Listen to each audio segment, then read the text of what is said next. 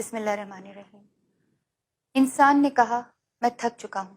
جواب آیا لا تقنطوا من رحمت اللہ، اللہ کی رحمت سے نا امید نہ ہونا۔ اتنے دن کی خاموشی میں جواب ڈھونڈ رہی تھی، اپنے اندر سے کبھی اللہ سے شکوہ کر رہی تھی۔ پھر مجھے کسی نے کہا جب انسان پر ایسا وقت آتا ہے تو اس کی دو ہی وجوہات ہوتی ہیں، یا اللہ تعالیٰ سزا دیتا ہے یا آزمائش۔ میں نے پوچھا یہ کیسے پتہ چلے گا کہ مجھے سزا ملی ہے یا آزمائش ہے؟ تو انہوں نے کہا کہ اگر اس وقت کے گزرنے کے بعد میں گناہوں کی دلدل میں دھنس گئی تو یہ سزا ملی ہے، اگر میں نے اللہ تعالیٰ سے رابطہ کر لیا، اللہ کے راستے پہ چل پڑی تو یہ میری آزمائش تھی۔ جو کچھ میں نے بنایا وہ تنہائی میں بنایا، وہ میرے اور میرے اللہ کے درمیان کی بات ہے۔ میں اللہ کی مجرم ہوں اور وہ دلوں کے حال جانتا ہے، وہ میرے آنسوؤں کو سمجھتا ہے۔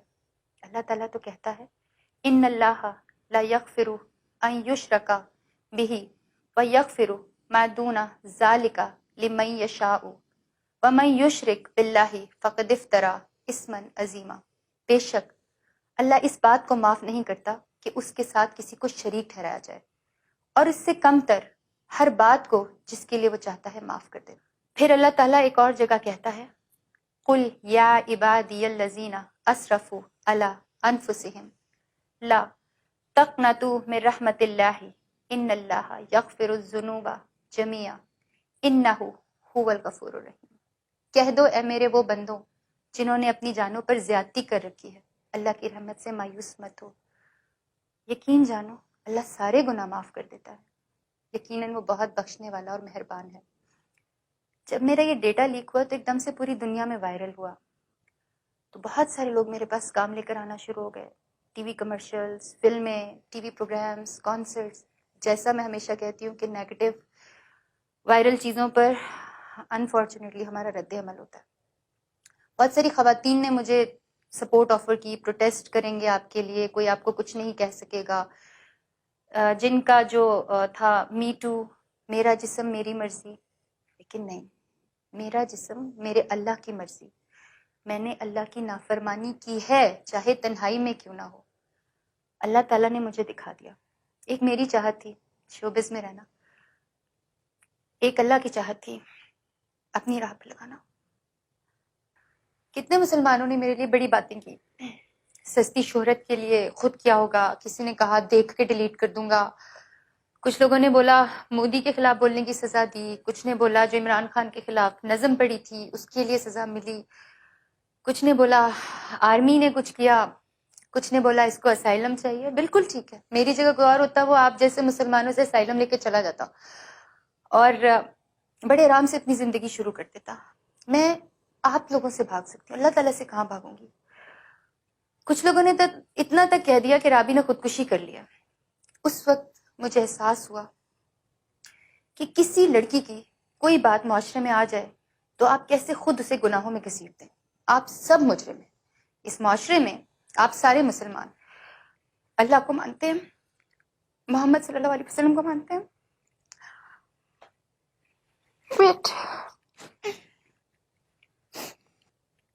آپ مسلمان اس معاشرے میں اللہ کو مانتے ہیں، اللہ کے رسول صلی اللہ علیہ وسلم کو مانتے ہیں، قرآن پاک کو مانتے ہیں، لیکن آپ ایسے لوگ ہیں جو اللہ کی نہیں مانتے، ہمارے رسول صلی اللہ علیہ وسلم کی نہیں مانتے، قرآن پاک کی نہیں مانتے۔ آپ لوگ کہتے ہیں 900 چوہے کھا کے بلی حج کو چلی، مجھے لگتا ہے کہ یہ محاورہ شرک ہے۔ پہلی بات بلیاں حج کو نہیں جاتی، دوسری بات وہ 900 چوہے کھائے یا اس نے جتنے مرضی گناہ کیے ہوں، کیا آپ اللہ تعالیٰ کی جگہ پر اس کو جواب دے رہے ہیں کہ آپ حج نہیں کر سکتے، آپ اس کو روک رہے ہیں؟ آپ کو پتہ ہے آپ کی ان باتوں کی وجہ سے کتنے لوگ جو نیکی کی طرف جانا چاہتے نہیں جا سکتے۔ جن مسلمانوں نے میری چیزیں شیئر کی، ان کو پھیلایا، ان کو سائبر کرائم والے بھی پکڑ رہے ہیں، 2 لوگوں کو تو پکڑ لیا، FIA والے بھی انہیں ڈھونڈ رہے ہیں، ان کو اس دنیا میں تو سزا ملے گی انشاءاللہ، لیکن اللہ تعالیٰ کی پکڑ جو ہے نا وہ بہت بڑی ہے انشاءاللہ۔ اللہ کے نزدیک وہ بہت بڑے گناہ گار ہیں اور انہیں بہت سزا ملے گی انشاءاللہ۔ میں دعا کرتی ہوں کہ ایسے لوگوں کو سزا ملے۔ نام کیا ہے؟ عبداللہ، عبد الرحمن، باتیں سنیں۔ وہیں پہ مجھے بہت ایسے لوگ ملے جنہوں نے بغیر کسی لالچ کے، بغیر کسی مقصد کے میری بہت مدد کی، اتنی مدد کی کہ مجھے ایسا لگتا تھا کہ جیسے واقعی اللہ تعالیٰ نے فرشتے بھیجے۔ میں نے اس سارے قصے کو مجھے لگتا ہے اللہ تعالیٰ نے مجھے نئی زندگی دی ہے، اور آج کے بعد میں اپنی زندگی اللہ کی راہ میں وقف کرتی ہوں۔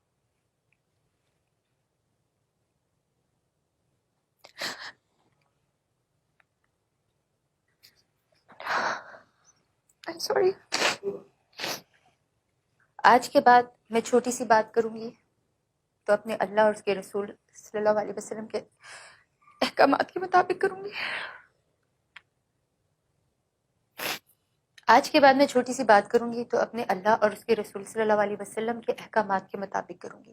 اگر تصویر بناؤں گی تو اس جگہ کی بناؤں گی جہاں پہ مجھے آج تک سمجھ نہیں آئی کہ لوگ کیوں جاتے تھے، بہت دل کر رہا ہے کہ وہیں پہ زندگی گزار دوں۔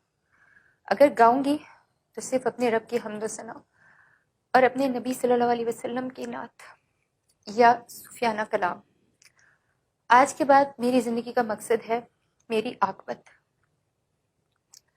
میرے لیے دعا کریں، میرے لیے بہت آسان ہے شوبز میں جا کے پہلے سے زیادہ گمراہ ہو جاؤں، لائم لائٹ میں چلی جاؤں، لیکن اب مجھے اپنی قبر کے اندھیروں سے ڈر لگتا ہے۔ اور بہت دفعہ ایسی ایگزامپلس لوگوں نے سیٹ کی آپ کے سامنے، میرے سامنے، بہت مسلمان ہوئے شوبز کے لوگ واپس پلٹ گئے، جو مجھے لگتا ہے کہ غلط مثالیں تھیں۔ میری طرح بہت سارے ایسے لوگ ہیں جو کہ گمراہ ہیں لیکن لا علم ہیں۔ اگر میری زندگی سے کچھ سیکھ سکے تو شاید مجھے اللہ نبی صلی اللہ علیہ وسلم کے صدقے معاف کر دے۔ میرے لیے دعا کیجیے گا اور کشمیر کے لیے دعا کیجیے گا۔ اعوذ باللہ من الشیطان الرجیم، بسم اللہ الرحمن الرحیم۔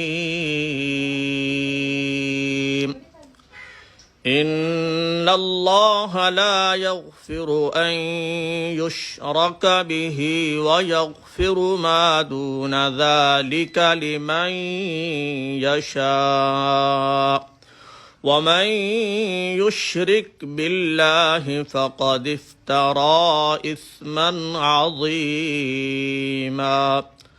قل يا عبادي الذين أسرفوا على أنفسهم لا تقنطوا من رحمة الله إن الله يغفر الذنوب جميعا إنه هو الغفور الرحيم۔ صدق الله العظيم۔